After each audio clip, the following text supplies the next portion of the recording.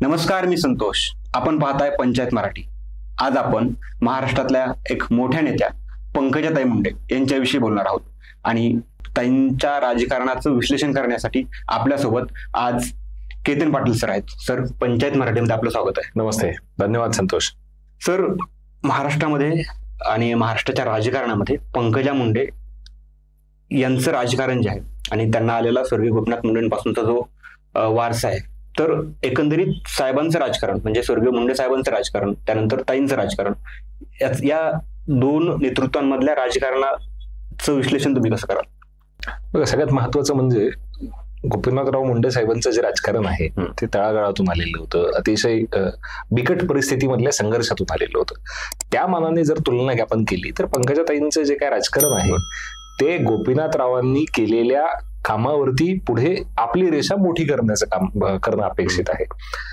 आता गोपीनाथरावांचं राजकारण जे आलं ते भाजपाच्या स्थापनेपासूनचे, म्हणजे भाजपला महाराष्ट्रामध्ये एस्टॅब्लिश करायचा, जो पक्ष भटजी शेटजींचा पक्ष आहे त्याला एस्टॅब्लिश करायचं, बहुजनांमध्ये घेऊन जायचं आणि बहुजनांमध्ये संघाचा विचार हळूहळू मांडायचा, पण भाजपाचं जे राजकीय जे काय विचार आहे तोही घेऊन जायचा. हे काम गोपीनाथराव मुंडेंनी केलं, फुंडकर साहेबांनी केलं, खडसे साहेबांनी केलं. त्यातली मुंडे आणि महाजन ही जी जोडगोडी आहे यांना मोठं यश मिळालं. 95चं सरकार स्थापन झालं तेव्हा मुंडे साहेब याचे उपमुख्यमंत्री होते, गृहमंत्री होते.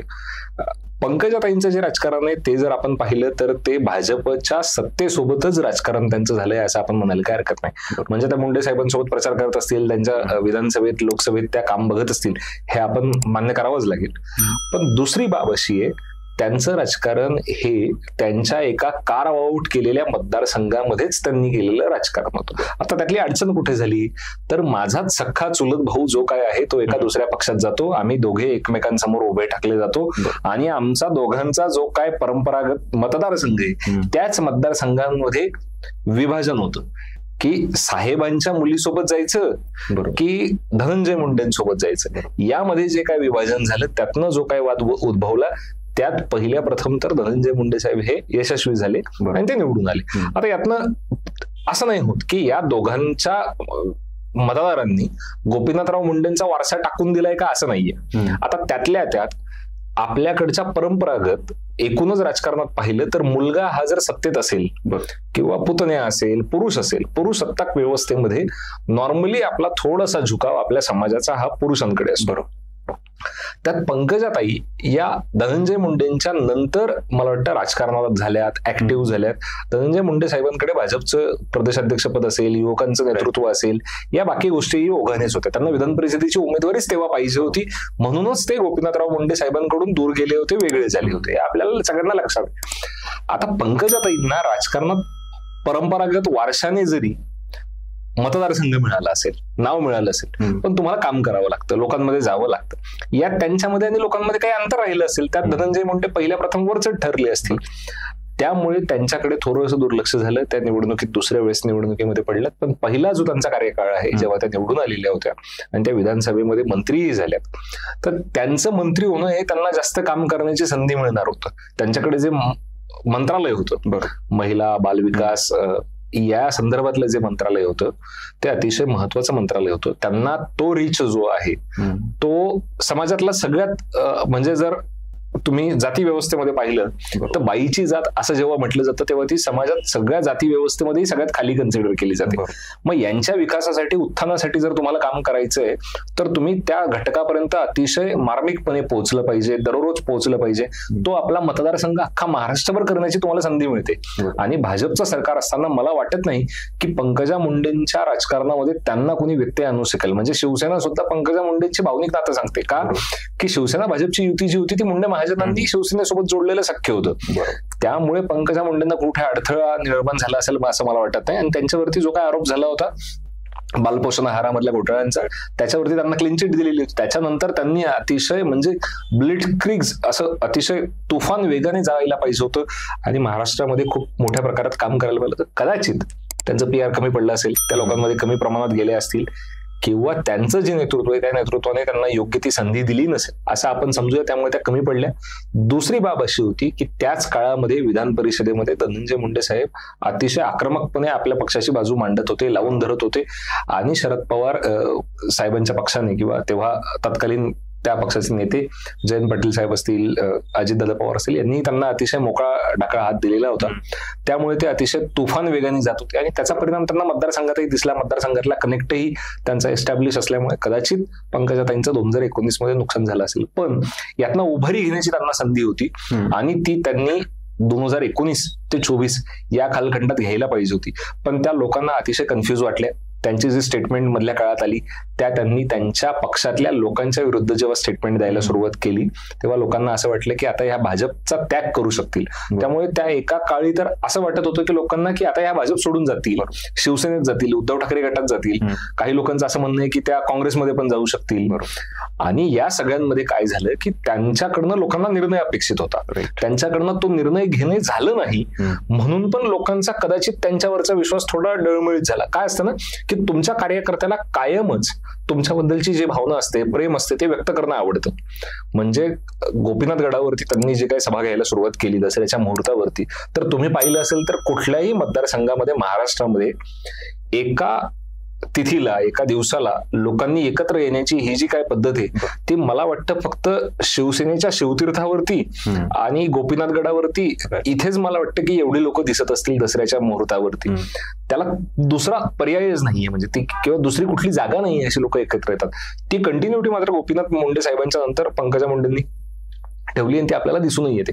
पण त्याचं मतात रूपांतर करण्याच्या पलीकडे त्या गेल्या नाही. त्या बऱ्याच वेळा भावनिक बोलतात, पण लोकांना भावनेच्या पुढेही कर्तृत्व लागतं. म्हणजे तुम्ही जिल्हाधिकारी कार्यालयासमोर ठाण मांडून बसलात, तुमच्या कार्यकर्त्यांचं काम करून झालं तर लोकांमध्ये एक पॉझिटिव्ह संदेश जातो. तालुक्याच्या ठिकाणी तुमचा जो मतदारसंघ आहे त्या ठिकाणी जर तुम्ही ऍक्टिव्हपणे सहभागी झाला, काम केलं, तर कदाचित तुम्हाला त्याचे बेनिफिट, इलेक्टोरल बेनिफिट्स मिळू शकतात. कदाचित हे त्यांच्याकडनं झालं नसेल, कदाचित त्यांना असं वाटलं असेल की यावेळेस काय आपल्याला चांगली संधी मिळेल, लोकसभेतली संधी मिळू शकेल, असं काही वाटलं असेल. त्याच्यामुळे त्यांनी थोडंसं मागे राहिले असतील, प्रचाराप्रसारात कमी पडले असतील, काम करण्यात कमी पडले असतील, किंवा काही वैयक्तिक अडचणी असू शकतील. त्यामुळे या सगळ्या गोष्टी असतील. त्यामुळे त्यांचं राजकारण लोकांना द्विधा मनस्थितीतलं राजकारण वाटायला लागलं. मधल्या काळात त्यांनी जी एक यात्रा काढली होती त्या यात्रेला उत्तम प्रतिसाद मिळाला. ती यात्रा संपता त्यांनी जे न्यूज चॅनल्सला इंटरव्ह्यू दिले त्यातनं लोकांना असं वाटत होतं की आता ह्या पक्ष सोडतील किंवा स्वतःचा स्वतंत्र पक्ष तरी उभा करतील आणि आपला जो ओबीसी मधला जो जनाधार आहे तो शोधायचा प्रयत्न करतील. पण तसं काही झालेलं दिसलं नाही. त्याच्यामुळे एकूणच त्यांची महाराष्ट्रातली, म्हणजे पॅन महाराष्ट्र मी म्हणतोय, त्यांच्याबद्दल फक्त सहानुभूती निर्माण झाली. आणि ती सहानुभूती कोरडी असते. म्हणजे एका सर्टन टप्प्या पलीकडे तुमच्या मतदारसंघाबाहेरचा मतदार हा तुमच्यासाठी काय करू शकतो, तुम्ही नेतृत्व हाती घ्यावं लागतं, त्याच्यासाठी काम करावं लागतं. त्यांच्याकडनं झालेलं नाही. त्याच्यामुळे त्यांच्या लोकसभेतल्या पिछेहाटीकडे आपण असंही बघायला नको की सगळ्याच काय त्यांच्या मतदारांनी त्यांच्यावरती अन्याय केला, त्यात त्या थोड्याफार प्रमाणात कमी पडल्या असतील असंही आपल्याला शोधायला किंवा म्हणायला थोडा वाव आहेच. पण सर, आज पंकजाताईंचं राजकारण बघितलं तर आपण असं म्हणू शकतो का की त्या स्वर्गीय गोपीनाथजी मुंडे साहेबांचा जो राजकीय वारसा आहे तो भक्कमपणे पुढे चालवत आहेत? बघा, गोपीनाथराव मुंडेंचा वारसा काय असं जर महाराष्ट्राला विचारलं तर काय, वंचित, शोषित, दबलेले, पिचलेले घटक यांच्यासाठी आवाज देणं, सत्तेच्या विरुद्ध तुटून पडणं, मग सत्ताधिकारी कोण आहे हे न पाहता ते करणं, यासोबतच या महाराष्ट्राची सामाजिक विण जी आहे, हिंदू, मुस्लिम, दलित या सगळ्यांना एकत्र ठेवून आपली मांडणी करणं. म्हणजे मुंडे साहेब तुम्हाला कधी संघाच्या शाखेत गेलेले दिसलेत का, तर कदाचित एखाद दुसरा फोटो असू शकेल, पण ते संघातले आहेत. आणि मी संघाचा हिंदुत्ववादी आहे असं ते सांगण्याऐवजी ते सांगायचे की मी या समाजातला मागास आहे, वंचित आहे, शोषित आहे, हा ते राजकारणाचा आपला वारसा सांगत होते. आणि हे ठणकावून सांगणे, ही बाजू मांडणे, यामुळे समाजातल्या दलित, शोषित, वंचित यांनी मुंडे साहेबांकडे नेतृत्व म्हणून पाहिलं. मुंडे साहेब म्हणायचे ऊसतोड कामगार यांचं मी नेतृत्व करतो, दलितांचं, शोषितांचं मी नेतृत्व करतो. त्यामुळे काय झालं, त्यांना भाजपचा तो जो विचार आहे तो कदाचित विचार करणाऱ्यांना, अकॅडमिक लोकांना हा फक्त भटजी शेटजींचा विचार वाटू शकेल, पण जेव्हा तो सामान्य लोकांपर्यंत जातो, जेव्हा तो त्यांना आपलासा वाटतो, तेव्हा ते त्याला मतदान करतात, त्याला ते नेता मानतात. पंकजाताई मुंडेंचा प्रॉब्लेम असा असावा कदाचित की त्यांच्याकडे आपण खूपच अपेक्षेने पाहतो. कारण मोठ्या राजकीय नेत्यांच्या, पुढाऱ्यांच्या किंवा महापुरुषांच्या मुला मुलींकडे सामान्यतः समाज म्हणून आपण पाहत असताना त्यांनाही तितकेच पात्र समजतो किंवा त्यांनाही त्याच कॅपॅसिटीचे स्किल्ड समजतो. त्यामुळे अनेक वेळा असं होतं की आपला अपेक्षाभंग होऊ शकतो. आणि यात कदाचित असंही झालं असेल, आपल्या सगळ्यांच्या त्यांच्याकडनं अपेक्षा असतील. आता मूळ प्रॉब्लेम असा आहे की एकूणच आपली व्यवस्था पुरुषसत्ता आहे, त्याच्यामुळे त्यांच्या स्वतःच्या काही मर्यादा असतील. त्यांना त्यांच्या मतदारसंघामध्ये जाताना काही निर्णय घ्यावे लागत असतील, ते त्यांना तेवढं एक्सपोजर नाही मिळालं. त्या सत्तेत आल्या त्याच्या अगोदरच माननीय गोपीनाथराव मुंडेंचं निधन झालेलं होतं. कदाचित जर समजा त्या सत्तेत असतानाही ते अजून 2-4 वर्ष राहिले असते समजा, तर कदाचित त्या तितक्या एक्सलंट राहिल्या असत्या. कदाचित त्यांना ते नेटवर्क किंवा अगदी हक्काने त्यांना सांगणारा माणूस राहिला असता, तर यामध्ये बदल संभवू शकत होता. आता त्यांचा राजकीय वारसा चालवतात का? तर हो, राजकीय वारसा तर मुलगी म्हणून चालवतातच आहे. पण मुळात काय आहे ना की गोपीनाथराव मुंडे साहेबांचा वारसा हा फक्त त्या तालुक्यापुरता नाहीये, त्या मतदारसंघापुरता नाही, तो पॅन महाराष्ट्र आहे. आता त्यांनी त्यांना त्या तालुक्यापुरतं, जिल्ह्यापुरतं मर्यादित करून घेतले आणि त्यांच्यावरती अनेक अडचणी आल्या. त्या जर त्यांच्या मंत्रिपदाच्या कालखंडात पूर्ण महाराष्ट्रभर अतिशय जोमाने फिरल्या असत्या, अतिशय जोमाने काम केलं असतं, संघटनेची जबाबदारी सोबत घेतली असती, तर कदाचित त्यांना अधिक चांगला रिस्पॉन्स मिळाला असता. कदाचित असंही असू शकेल की आपण बघताना, त्यांच्याकडे बघताना कदाचित जास्त अपेक्षा ठेवून बघत असू. त्यांचं काम अधिक संघटनात्मक असू शकेल किंवा त्यांचं जे काम असेल त्याच्यामध्ये काही मर्यादा असतील, त्यांना पक्षामधून काही प्रॉब्लेम्स असतील आणि त्या अनेक वेळा बोलूनही दाखवले की मी जनतेच्या मनातली मुख्यमंत्री, असं त्यांना जे काय म्हणायचं होतं त्याचे अनेक अर्थ त्यांच्या पक्षानेही काढले, मीडियानेही काढले, त्यामुळे त्यांना त्रास झाला असेल. त्यांना तो जो अवकाश आहे त्या अवकाशात जावं लागलं असेल असंही आपण समजू शकतो. त्यात अनेक कारणं असू शकतात. सर, लोकसभेच्या वेळेला म्हणजे बीडच्या ज्या सिटिंग खासदार होत्या त्यांच्याच लहान्या भगिनी प्रीतमताई मुंडे, अगदी त्यांना तिकीट नाकारून भाजपने पंकजाताईंना तिकीट दिलं आणि मग त्यावेळेस ताईंनी असं जनतेला सांगितलं बीड जिल्ह्यातल्या की म्हणजे प्रीतमताईंचा विचार नका करू, मी त्यांना नाशिकमधून संधी देईल किंवा नाशिकमधून उभी करेल. तर आता विधानसभेची निवडणूक आहे, सो असं काही प्रीतमताई नाशिकमधून कुठून लढतील असं काही आपण विचार करू शकतो? बघा, म्हणजे भाजपचं जर राजकारण पाहिलं असेल तुम्ही, राजस्थान असेल, मध्य प्रदेश असेल, छत्तीसगड असेल किंवा अगदी दिल्लीही असेल, अनेक आमदारांना त्यांनी खासदार पदासाठी निवडणुका लढवायला सांगितल्या, अनेक खासदारांना आमदार म्हणून लढायला सांगितलं. उदाहरण म्हणून सांगतो, राजवर्धन सिंग राठोडे मागच्या मंत्रिमंडळामध्ये केंद्रामध्ये मंत्री होते, त्यांना राजस्थानमध्ये पाठवलं, आमदारकी लढायला लावली, आमदारकी तिथे कॅबिनेट मंत्रीपद दिलं. आता एका घरात 2 किंवा 3 मंत्रिपद देऊ नये, 2 किंवा 3 आमदारक्या देऊ नये या मताचा भाजप जरी असला तरी असे अनेक मतदारसंघ आहेत, असे अनेक नेते आहेत, नेत्री आहेत की ज्यांच्याकडे ह्या डबल 3 जबाबदाऱ्या भाजपनेही दिलेल्या असल्याचं आपल्याला अनेक वेळा त्यांनी तो तेवढा भरोसा टाकलेला. बरोबर. आता यात प्रॉब्लेम काय ना की पंकजा मुंडेंना महाराष्ट्राच्या राजकारणात ठेवायचं का नाही ठेवायचं हा मुळात केंद्राने घेतलेला डिसिजन होता. हा काय आज झालेला डिसिजन नव्हता. या अगोदर भाजपने त्यांना मध्य प्रदेशमधली जबाबदारी दिलेली होती. त्या मध्य प्रदेशमध्ये त्यांनी किती जबाबदारी पार पाडली आपल्याला माहित नाही, पण तिथे यश मात्र मोठ्या प्रमाणात मिळालेलं दिसलं. त्या मधला बराच काळ मध्य प्रदेशमध्ये असताना, जबाबदारी असताना त्या महाराष्ट्रातच होत्या, महाराष्ट्रात यात्रा काढत होत्या. त्यांना अनेक लोकांनी प्रश्न विचारले तेव्हा त्यांनी सांगितलं माझ्या बैठका असतात तेव्हा मी जाते आणि जे काय काम करते. आता मुळात प्रॉब्लेम असा होता की त्यांच्या बहीण ही 2 वेळा खासदार राहिलेली होती आणि आता 3ऱ्या वेळेस जर त्या खासदार झाल्या असत्या तर कदाचित त्या मंत्रिपदाच्या दावेदार राहू शकल्या असत्या. बरोबर. मग आता हे आपल्याला विचार करावा लागेल की असं महाराष्ट्रात तिकीट वाटप कोणाच्या नेतृत्वात झालं, ते तिकीट वाटपामध्ये कोणाचा रोल होता आणि कोणाला नको होतं 3ऱ्या वेळेस पंकजा मुंडेंच्या बहिणीला म्हणजे प्रीतम मुंडेंना, डॉक्टर प्रीतम मुंडेंना मंत्रिपदी जाणं हे कोणाला नको होतं? हे भाजपमधलंच कोणीतरी असलं पाहिजे. हे काँग्रेस करू शकत नाही, राष्ट्रवादी करू शकत नाही किंवा शिवसेना करू शकत नाही. त्यामुळे हा जो काही विचार आहे हा आपल्याला शोधून काढला पाहिजे, त्याच्यावर त्यांनी विचार केला पाहिजे. विनॅबिलिटी फॅक्टर पण त्यांनी बघितला असेल, कारण भाजपला असं वाटलं असेल की किंवा ते पण सर्वे करतात त्यानुसार की म्हणजे प्रीतमताईंविरोधात जनमत आहे किंवा ते तेवढंच फेवर करत नाहीयेत, सो आपण यावेळेस पंकजाताईंना तिथून संधी देऊ. हा नक्कीच या सगळ्या गोष्टीच आहे. म्हणजे विनॅबिलिटी हा एक फॅक्टर असतोच ना, पण तुमच्या एक्झिस्टिंग खासदाराला तुम्ही नाकारलं म्हणजे तो व्यक्ती चांगलं काम करत नव्हता असाही मेसेज तुम्ही द्यायचा प्रयत्न केला का समाजात? मग तसा मेसेज गेल्यामुळे पंकजा मुंडेंची मतदान कमी झालं का?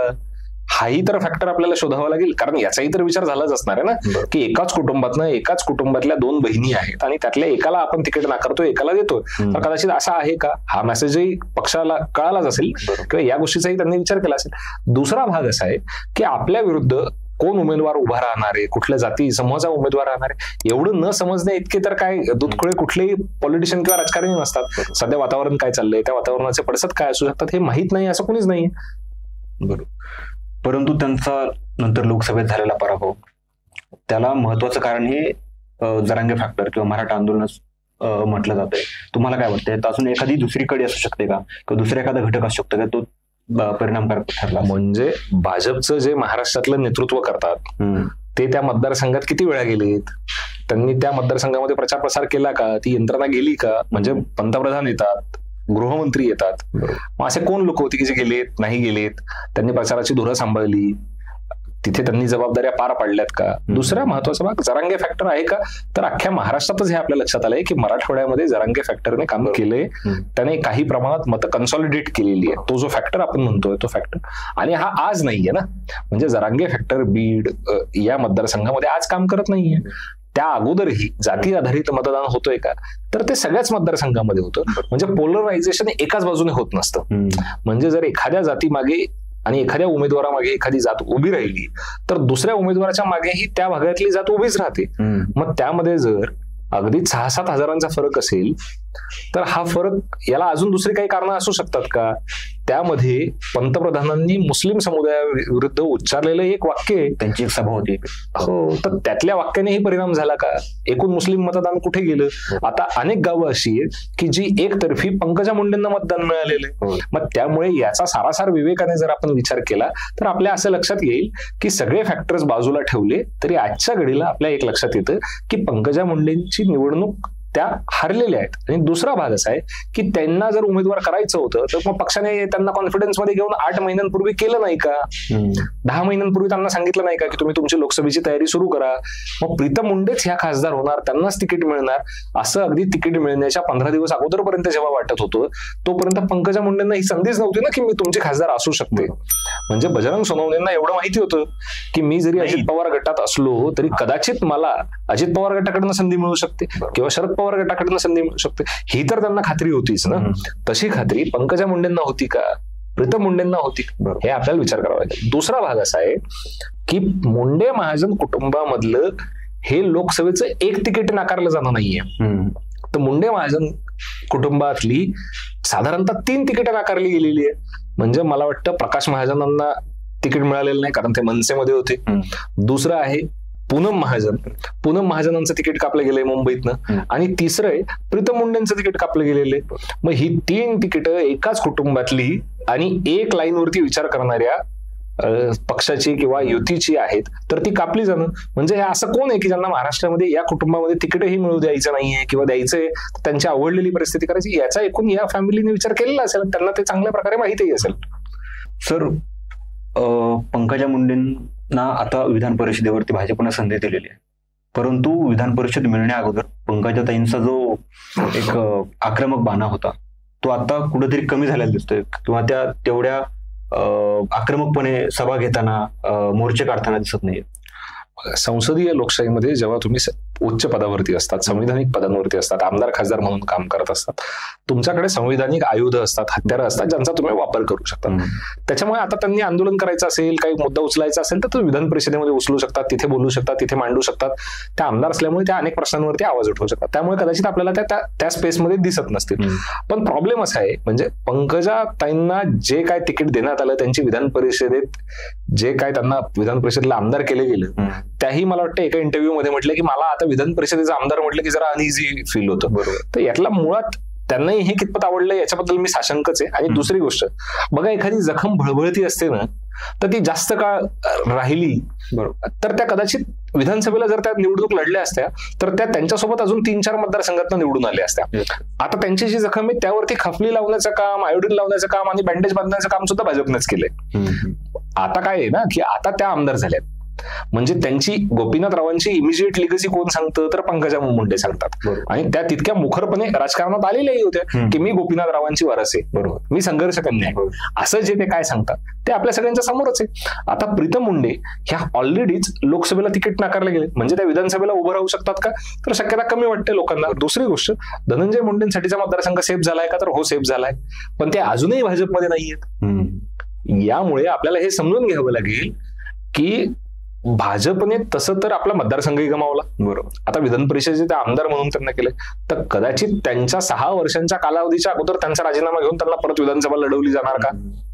राष्ट्रवादी, अजित पवार साहेबांचा जो काय राष्ट्रवादी पक्ष आहे तो आणि भाजप हे एकमेकांविरुद्ध मैत्रीपूर्ण तरी लढतील का, विरोधात लढतील का, हे सगळे प्रश्न समोर यायचे आहेत अजून. कारण अजूनही जागा वाटप झालेलं नाही, अजूनही त्याची चर्चा आहे. भाजपमधल्या एका गटाला अजूनही वाटत राहतं की आपण अजित पवारांच्या राष्ट्रवादी सोबत युती करायला नको पाहिजे. त्यामुळे आता ज्या संवेदनांवरती स्वार होऊन त्या जनतेने मतदान केलं होतं, पंकजा मुंडेंच्या मागे एक समर्थक एकवटला होता, तो त्यांना तिथे मिळणार नाही. तो कदाचित प्रीतम मुंडेंसाठी मतदान करेल. पण त्याच मतदारसंघात जर निवडणूक लढवायची असेल तर मग काय धनंजय मुंडे साहेब पण विधान परिषदेत जाणार आहेत? या सगळ्याच गोष्टींवरची क्लॅरिटी बाकी आहे. पण आता ती जी काही सहानुभूतीची लाट आहे ती नक्कीच ओसरलेली असणार आणि त्याचं नुकसान हे भाजपने आपल्याच पायावरती हातोडा मारून घेतलाय. पंकजा मुंडेंना विधान परिषद देऊन कदाचित त्यांना विधानसभेला लढवलं असतं तर त्या लोकांमधून निवडून आल्या असता आणि त्यांचा क्लेम हा सत्तेसाठी जर त्या सत्तेत जर भाजप आला तर तो अधिक मोठा राहिला असता. परंतु सर, परळी मतदारसंघाचा आपण जर विचार केला किंवा बीडचा, म्हणजे एक विशेष म्हणजे बीड जिल्ह्याचा विचार केला तर धनंजय मुंडेंपेक्षा किंवा पंकजा मुंडेंपेक्षाही भावनिकरित्या बांधलेला जो मतदार आहे तो गोपीनाथ मुंडेंप्रती आहे. म्हणजे परळीत जरी तुम्ही विचार केलात तरी, त्यामुळे अजूनही त्या म्हणजे आता तर त्या युतीमध्ये असल्यामुळे कदाचित ते शक्य नाहीये. परंतु पंकजा मुंडे असं काही वेगळा विचार करू शकतात का, किंवा मला जरी आता संधी दिली नसली म्हणजे विधान परिषदेवर, पण आता विधानसभेमध्ये सुद्धा कसं आहे बघा, राजकारणामध्ये टायमिंगला महत्व असतं.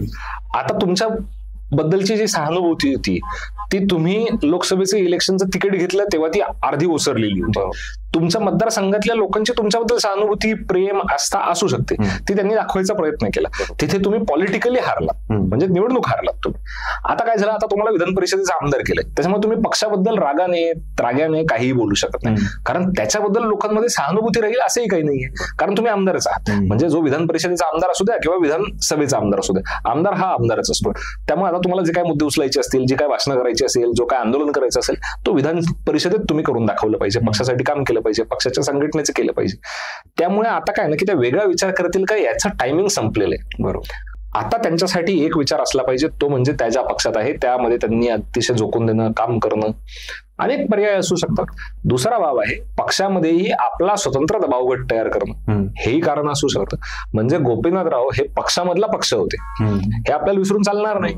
म्हणजे जेव्हा गोपीनाथरावांनी काँग्रेसमध्ये जायचं असं जेव्हा ठरवलं होतं आणि अशा जेव्हा बातम्या आल्या, बरोबर, आणि त्याला असं म्हणतात की मनमोहन सिंगांनी सांगितलं की समोरच्या पक्षाचा एवढा मोठा लीडर आपण आपल्या पक्षात घ्यायला नको, याच्याने चुकीचा संकेत जातो, असं जेव्हा म्हटले तेव्हा त्यांचं काँग्रेसमध्ये जाणं थांबलं. पण तेव्हा त्यांच्यासोबत जाणाऱ्यांची नावं जर वाचली तर अतिशय एकनाथ खडसेंसारखंही नाव होतं. म्हणजे मला आठवतं की लोकमतने पहिल्या पानावर बातमी केली होती, एकनाथ खडसे लावणार का काँग्रेसचे कुंकू, अशी बातमी वाचल्याचं मलाही आजही आठवतं. म्हणजे पक्षामधला पक्ष असणं काय, तर अख्खा पक्ष त्यामध्ये कुणीही शिल्लक न राहणं, इथपर्यंत गोपीनाथरावांची मजल होती, आपल्याला समजून घ्यायला पाहिजे. तुम्हाला बाहेर स्ट्रॉंग असण्यासाठी पक्षांतर्गत स्ट्रॉंग असणं गरजेचं. हो, आणि ओबीसीचं संघटन हे पक्षामध्ये, म्हणजे भाजपमधले ओबीसी हे छगन भुजबळांच्या हाकेला ओ देऊन छगन भुजबळांच्या पाठीमागे जातात. मग भाजपमधल्या ओबीसींना प्रकाश शेंडगे असतील यांच्या मागे जावं लागतं. मग तिथे पंकजा मुंडे का म्हणून आतापर्यंत पर्याय उभं राहिले नाहीत? यात त्यांच्या नेतृत्वाचा दोष आहे, त्यांचा दोष आहे की त्यांच्यामध्ये संघटन कौशल्य नाही. या सगळ्या बाबी आपण पाहायला पाहिजे आणि त्यांचे समर्थक जे असतील त्यांनी या सगळ्या गोष्टींचा सारासार विचार केला पाहिजे. सध्या महाराष्ट्र भाजपमध्ये नेतृत्व संघर्ष, म्हणजे पक्षांतर्गत नेतृत्वासाठीचा जो संघर्ष आहे तो होताना दिसतोय का आपल्याला? बघा, प्रॉब्लेम काय नाही, एक पद असतं, त्या पदावरती एक व्यक्ती असू शकतो. आता पक्षाने असं ठरवलंय की गेल्या 6, 7, 8, 10 वर्षांमध्ये ज्यांच्यावरती अन्याय झालाय त्यांना संधी द्यायची. तुम्ही बघा, चंद्रशेखर बावनकुळ्यांना 2019 मध्ये तिकीट मिळालं नाही, ते भाजपचे प्रदेशाध्यक्ष झाले.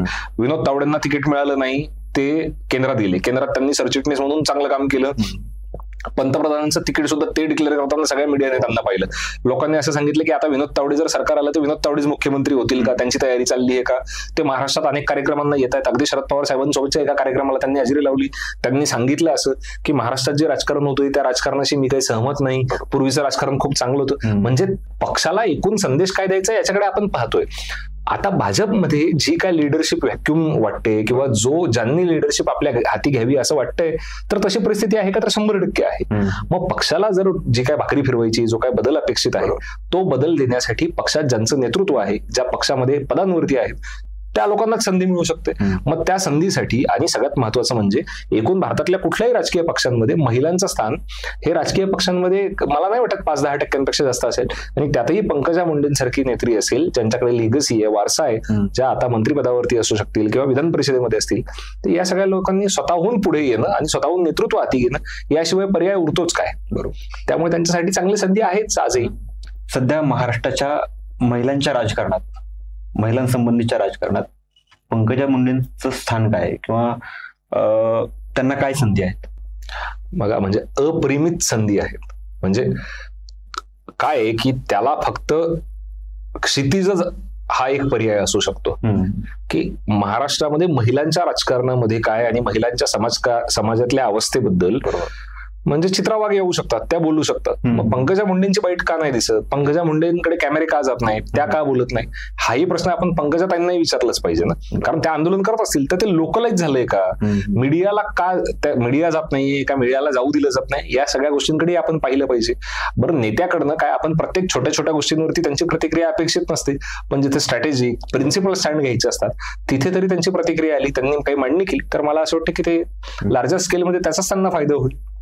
येणाऱ्या काळात अजूनही आपण बघतोय की महाराष्ट्राला महिला मुख्यमंत्री भेटू शकलेली नाही. ताईंना काही संधी किंवा बघा, यातला सगळ्यात महत्वाचा भाग आहे की ज्यांना मुख्यमंत्री व्हायचंय, ज्यांना मंत्रिपद, थोडंसं इंटरप्ट होतो, अशी कोणती आयडियल सिच्युएशन असेल किंवा त्यामध्ये ताई मुख्यमंत्री होऊ शकतो? मुख्यमंत्री पदासाठी आयडियल सिच्युएशनच नाही. एक सिच्युएशन असली पाहिजे की तुमच्याकडे एक गठ्ठा 100, 60, 70 मतदारांचा, आमदारांचा पाठिंबा असला पाहिजे. आणि भाजपमध्ये ही आता अशी संधी आहे का? तर 100% संधी आहे. म्हणजे भाजप, महाराष्ट्रातला भाजप, यात 2 गट आहेत का? तर 2 नाही 4 गट असू शकतील, पण त्यातल्या एका गटाला बाजूला सारून तुम्हाला ते 2-3 गट एकत्र आणता येतात का? त्यांचं नेतृत्व तुम्हाला करता येतं का?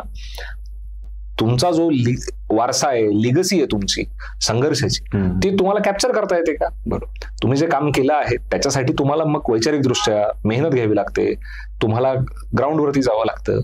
आणि फक्त सहानुभूती फॅक्टरवरती तुम्ही निवडणुका जिंकू शकाल किंवा त्याला लोक कायमच ओ देतील असं नाही, तर तुम्हाला ग्राउंडवरती जाऊन काम करावं लागतं. म्हणजे अगदी फडणवीस मुख्यमंत्री झाले तर तेव्हा त्यांच्यासमोर त्यांच्यापेक्षा अतिशय ढोढाचार्य लोक होतेच की, त्यांच्यापेक्षा मोठी लोक होतीच की, तरीही त्यांना पक्षाने संधी दिलीच ना. तर पंकजा मुंडेंकडे का नाही संधी म्हणून पाहिलं जाऊ शकत मुख्यमंत्री पदाकडे? म्हणजे आमदार हे जर बेसिक क्वालिफिकेशन असेल तर मग तो विधान परिषदेतला का विधानसभेतला अशी काही बेसिक रिक्वायरमेंट घटनेमध्ये नाहीये. तो आमदार असला पाहिजे आणि तो विधानसभेमध्ये रिप्रेझेंट करू शकतो. म्हणजे उद्धव ठाकरे हे कुठे विधानसभेत निवडून आलेले होते? ते विधान परिषदेतलेच आमदार होते ना. बरोबर. आणि ते तर मुख्यमंत्री झाल्यानंतर आमदार झाले. त्यामुळे अशा सगळ्या शक्यता वाईड ओपन असतात. त्यासाठी आपण ठरवावं लागतं, आपण जावं लागतं. आणि हे ज्या दिवशी पंकजा मुंडे ठरवतील, त्यांचा पक्ष ठरवेल, तेव्हा त्या कधीही मुख्यमंत्री होऊ शकतील. त्यांच्यासाठी त्यांना त्यांचे समर्थक त्यांच्या तालुक्याच्या, जिल्ह्याच्या बाहेर राज्यभरात तयार करावे लागतील. त्यासाठी दौरा आखावा लागेल, राज्यात जावं लागेल, राज्यात लोकांना आता त्यांना निवडून आणावं लागेल. त्यांच्या लोकांना किती तिकीट मिळतात महाराष्ट्रात, ती लोक निवडून येतात का, आणि निवडून आलेली लोक एक गठ्ठा त्यांना सपोर्ट करतात का, त्यांना आपल्या नेत्या म्हणून निवडतात का, यावरती त्यांचा मुख्यमंत्री होणं अवलंबून असेल. तर मित्रांनो, पंकजा मुंडेंविषयी, त्यांच्या एकूण राजकारणाविषयी केतन पाटील सरांनी खूप चांगल्या प्रकारे आणि सविस्तर विश्लेषण केलेलं आहे. हा व्हिडिओ तुम्हाला आवडला तर आमचं पंचायत मराठी हे YouTube चॅनल सबस्क्राईब करा. भेटूया पुढच्या कार्यक्रमामध्ये. धन्यवाद.